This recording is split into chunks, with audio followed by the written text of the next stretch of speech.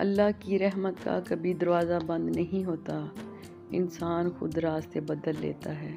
میں نے اپنی جوانی میں دیکھا، جب تک مشکل نہ آئے ہم نماز میں سستی کرتے رہتے ہیں، جب تک دل نہ ٹوٹے دعا میں آنکھ نم نہیں ہوتی۔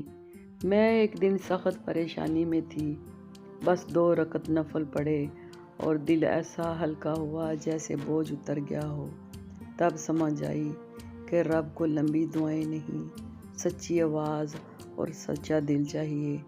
آج کل کے بچے کہتے ہیں وقت نہیں ملتا، میں مسکرا کر کہتی ہوں بیٹا وقت تو ہمیں ملا ہے، اصل کمی یقین کی ہے۔